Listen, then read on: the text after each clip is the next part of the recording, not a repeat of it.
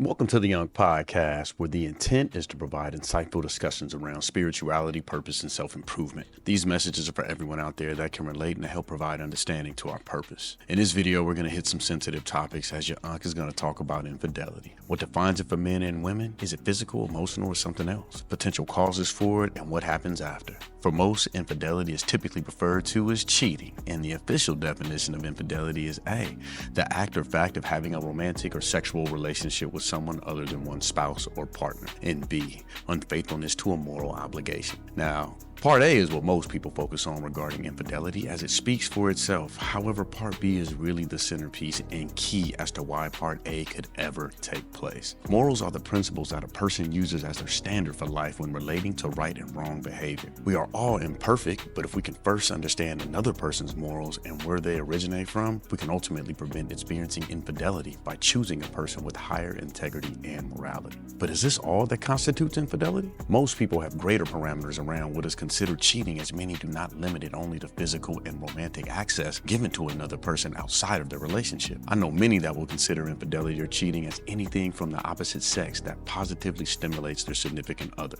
I'm going to focus on the romantic and sexual aspect, as it is the one that everyone seems to understand. Infidelity is common, family, and here are some macro level stats on how common. Stats show that 40% of unmarried relationships and 25% of married relationships have at least one incident of infidelity. So basically, 1 out of 4 marriages and every other non-married couple will face at least one event of unfaithfulness. Now, I'm not making this video to point blame towards a gender, as in-depth analytics show that men and women are both extremely and equally culpable. I want to provide some specifics as to why and then what happens next. Men and women on average cheat for completely different reasons, family. My perspective on infidelity is no matter the reason, it is strictly an act of selfishness. Anyone can have their own justifications for being selfish, but being selfish is exactly what it is. Cheating comes from a person who is only focused on a want, desire, or need that they feel they have and one they feel needs to be satiated. I'm not really sure of a better way or clearer way I can define it other than that. In men, just know cheating mainly stems from his physical nature. The main reasons I've heard and the ones I've also once told myself and used as valid excuses are for variety and excitement. Men have a desire for novelty. You can see it in the different types of collections and collectibles men may have. Cars, shoes, timepieces, etc. Well, women can be considered a collection for men as well. During my brokenness, it was simply to satisfy my physical craving that wasn't being fulfilled from the one I was with. It was the excitement of being able to capture a small moment in time with another for my pleasure. It was a sick mentality, but one that I too often recognize in other men today. Men also love the chase. Men are required to seek out women, which for men is considered the hunt. Hunting is instinctual by nature and can become mastered through our learned experiences. And let me tell you, great hunters emotionally have learned to deal and accept rejection, so they simply enjoy the chase. For me, my broken mind had the mindset of, ain't no booty better than new booty. And that was the censored version, by the way.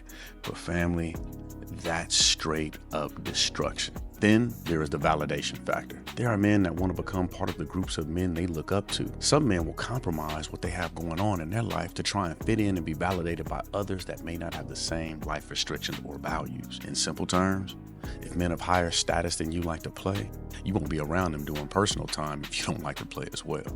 Just leave it at that. For ladies, the common responses I hear are emotional disconnect. Women have a desire for their emotions to be highly valued and stimulated. The feeling of neglect is the main, and I mean the main reason I hear, and is used for justification to receive emotional fulfillment from another. The need for physical intimacy typically is not at the top of the list as a reason for a woman's infidelity. However, that typically is a method used to reciprocate her value. Women also desire security. I've spoken with women which have stated they will seek out a different partner for more stability than they currently have. The person she's with has shown too many vulnerabilities and she feels her future security is not set in stone. I've had women tell me that the toll of having to figure everything out and being the decision maker in a relationship becomes a heavy burden and their respect diminishes towards their significant other.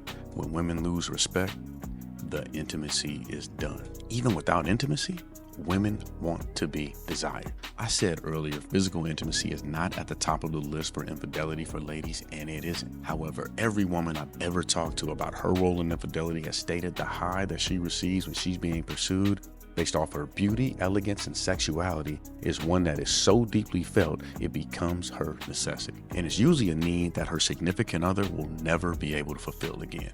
Men, if a woman has physically given herself to another, she will never look at you the same again. That relationship and that game is over. In today's modern society, the pressure to become the most valuable person on the planet seems to be the intentions of most people, and it doesn't matter their gender. But think of all the expectations that come with this mindset. For men, there are all the societal expectations around masculinity and becoming a high-value man, with many men believing that having numerous women is a flex, showcasing these traits. While societal structures typically referred to as the patriarchy has ladies feeling pressure around relationship-defined roles, as well as pressure around maintaining the expectations of modern relationship dynamics. And in today's relationships, people are expecting their significant other to play every role: lover, best friend, provider, mind reader, business partner, fitness instructor, therapist, tutor, financial advisor, and it goes on and on and on. Family, we were made in God's image, but none of us are God.